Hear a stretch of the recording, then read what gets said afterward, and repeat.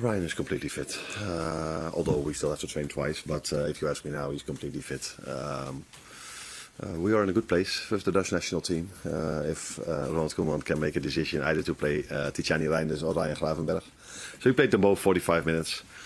Ibu has come back to us, started his sessions again and expected to train with us today. And the third one is Alisson. He's not training with us, so he's out. Have you got any further indication just how long Alisson could be?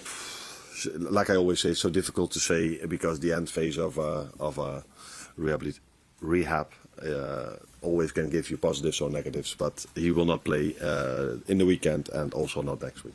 Virgil has spoken again about just how difficult it is to retain the Premier League title, and possibly we saw some of that in the run prior to the international break as well. So what's your message been to the players now as you regroup, return to Premier League action in what is traditionally the biggest fixture, one of the biggest fixtures in the calendar?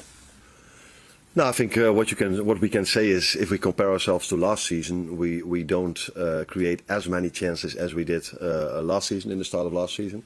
But we are still the team that from open play creates the most XG chances, most shots on target. But we've conceded too many goals. We've conceded too many goals, that's for sure. And we've conceded 9, where 4 of them are from set pieces. That is what was and still is, by the way, a strength of us, which sounds weird if you concede 4. But that's not a reflection of the chances we've conceded in terms of set pieces. So the other 5 were 2 fast breaks and 3 from open play. I think in open play we are conceding too many crosses, so that is one of the things where we have to address and what we have to do better. And like Virgil says, I don't know if he says this, but I think he means he implements this. He means this that teams are facing us differently than the first half of last season. But that is also what I've said. The amount of long balls that we are facing now compared to last season, I think we're already 1/3 on the way in the amount of long balls we have to defend compared to last season, after 7 games already. So we have to find answers to that, and the first answer is not to concede so many goals, because if it's harder to score your goals, the best thing you can do is make it harder for teams to score against you as well. We've also, I mean, you mentioned obviously scoring goals. When we've seen Mo's numbers drop off because it's 5 in his last 21 appearances. Last season we saw him hit 32 in the first 41 games. Yet against Manchester United he scored more goals in this fixture than any other player. So is this the kind of game that maybe could reignite Mo's form once again, or goal scoring form, I should say? I think it should not matter who we are playing on Sunday or Saturday, but we play on Sunday. If you've lost 3 games in a row and you wear the Liverpool shirt, it doesn't matter who your opponent is, you have to react. And if there's one thing I cannot blame the players is that they give everything they have every single game. They go all in from the first till the last minute. This is what we did in the last 3 games as well. We, in both games, had to come back. In all 3 games we had to come back from being 1-0 down. In 2 games we managed to do so. But unfortunately lost in the end, where we were having chances in both games, maybe more than our opponent, to win it. But if you've lost 3 in a row, it doesn't matter if Man United is coming or Brentford next week. There should always be a reaction, not only from Mo, from all the players. How do you view this? Just speaking about playing Manchester United in general, the rivalry between Liverpool and Manchester United, how do you view this as an occasion now that you've been involved in it? I look forward to every single Premier League game, but maybe even more towards the Man United one, because I know how special it is, and I've experienced it last season, how special of a game it is. We know that it's probably the game that's been watched the most all over the world. So yeah, it's special to be part of it, but in the end it's also a game where we have to be at our best, because United, in my opinion, has had a better start of the season than maybe the league table is showing. So yeah, very interesting game, and a game to look forward to, especially because it's played at Anfield. And I think our fans have been so supportive for us as long as I'm here and long before I was here. And I think they understand that a team that has lost three times in a row, they need to be ready, our team. But I think our fans can help us and will help us on Sunday as well. Hi Arne, you mentioned before about teams playing you in a different way this season, obviously trying to defend your championship. Have you had to, or how much have you had to sort of rethink how you set up and how you play, and how can Liverpool start to surprise teams again? if you are the team that has created most chances from open play, you can argue if we don't surprise teams. Maybe we do things better than the last 3 results has shown. But it's also clear what I just said, that we haven't created that many chances we did last season, and there's a reason for that. That's playing style of the opponent, and we have to find answers to that. But the first answer is not to concede so many goals as we did, because there's one way of winning a game of football, to score 2 or 3 goals. But if the other team scores 1 or 2 goals, you need 3 goals. Where last season we also were able to keep a clean sheet and only need 1 goal. First half of last season we mainly got these goals from a special moment of one of our front 3. Where in the second half we mainly needed a set piece to make the difference against these low blocks. And this season we haven't had that many special moments. Special, what I mean is an act of brilliance. And we haven't scored from a set piece. If you would tell me that we've conceded 40% of our goals from set pieces, and the number 1 in the league has scored 60% of their goals from set pieces, and we're still 1 point behind that team, I would probably think that's not even that bad. But it is, of course, clear that conceding 4 is far too much for a team that wants to compete. And Alexander Isak played twice for Sweden, 4 games over the international break. I just wonder how you see his fitness progressing, as I know you've been keen to sort of build him up steadily, given his lack of pre-season and everything that's gone on. Yeah, I think that's what we did. And I think now he's had his 5-6 weeks of pre-season, which is normal for every player, especially if you've been out for 3 or 4 months.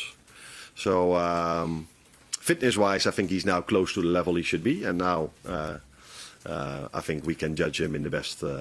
in a fair way from now on. So I know how this industry works. If he plays there twice and doesn't score, then that's not what you're hoping for. Of course, you're hoping if they go to the national teams that they score goals, like Cody did, like Virgil did, like Dominic did, and like McAllister did.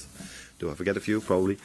But he didn't. But I think his pre-season may be finished now. He's played a few games, 70, 80, 90 minutes. So let's see where he is in the upcoming weeks. Thank you. Bob. Hi, this team is not used to losing 3 games in a row.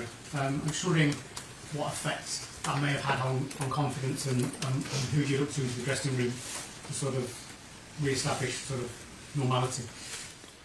No, I think these players might need me, but I don't think they need me to tell them what has happened. We've played 10 games this season, won 7, lost 3. And the 3 we've lost by very close margins, twice in the last minute, and once both teams got a penalty. Both times the VAR should have overturned that decision, but only the one we got was overturned. So the margins are small, but I keep saying we should not be dependent of that margins. Although we play Chelsea away, I think it's normal that that's an equal game because Chelsea has a very good team as well, and we were able to create more than them. So that is part of it, but results don't lie. If you lose 3 times in a row, we have to do better. But I think these players that have experienced so many things don't wake up at night thinking, wow, we've lost 3 times. We need to be aware of that. We are aware of that, and we have to react to that. But we have to give the same reaction if we win 3 times in a row and Man United is on the fixture list. So what we have to do is create habits, do everything what we usually do if we win or lose. But maybe after losing 3 times, you're hoping for that sparkle or this 1 or 2% more. Not only from us, also from our fans on Sunday. Did the international break help in a way in that it took the players out of the current situation at the club and gave them a chance of a new scenario with the bigger countries, and also help quieten down the sort of talk about losing 3 in a week? That last thing I don't know. I assume that everybody's talking about that now again. I don't know, but it's just the situation as it is. You could argue it's better to have them with you to have the next game again, and then people cannot talk about it for 2 weeks.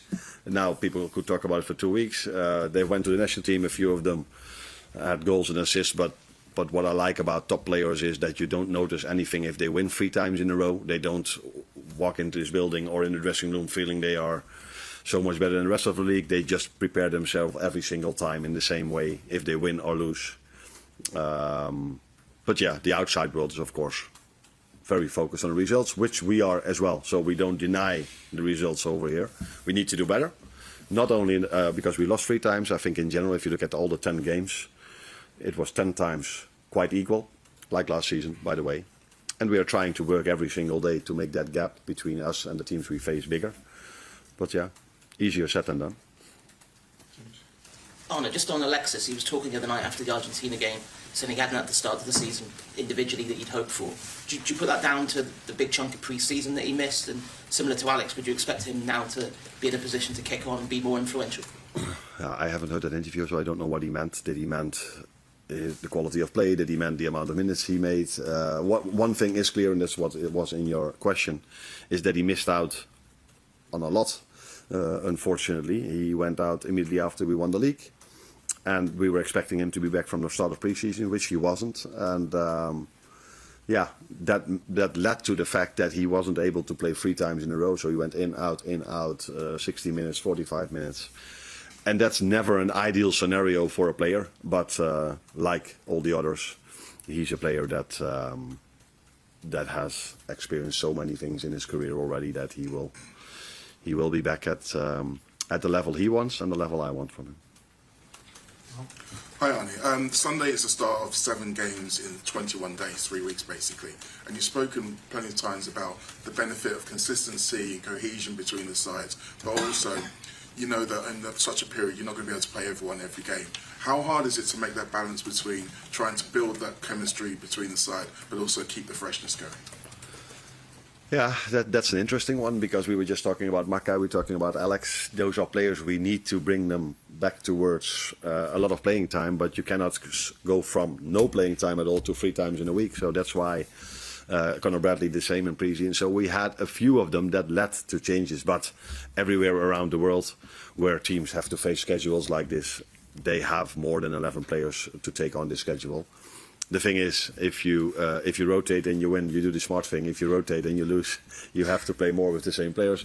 This is how football works. But it's clear that in general, it's, especially for certain positions, it's almost impossible to play them every single game.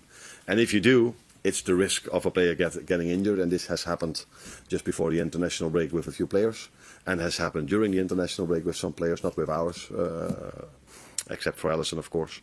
But so yeah, you have to find the balance in this, but I think the ones we have are now longer together. So yes, Alex is not the same player as Hugo, but they are both a number 9, and they both know what to do in our system. So it's only something I like, that I have more than 11 players that can play a game of football, and it's never the reason for us to drop points or to lose a game of football. And after the Chelsea game, there was a little bit of debate about Sal's position defensively. Mark and Prey obviously come out and said that was an area that Chelsea looked to exploit.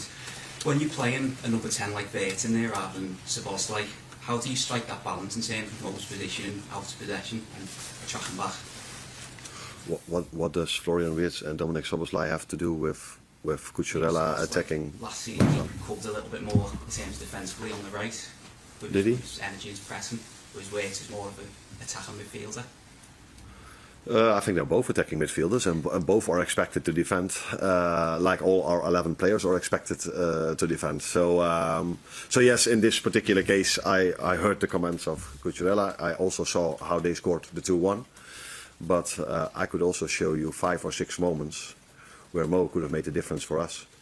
And if that would have happened, we would have had the conversation like last season, where he so many times made a difference for us. And yeah, if that then doesn't happen, you get probably comments like this. It's always the balance between winger and fullbacks that is quite. I want our fullbacks to attack as well. So that, we have to find the right balance in that. But I just said in the start that we are conceding too many crosses compared to last season, and this is something I'm aware of, and we have to do better. You're welcome. Thanks, Arne.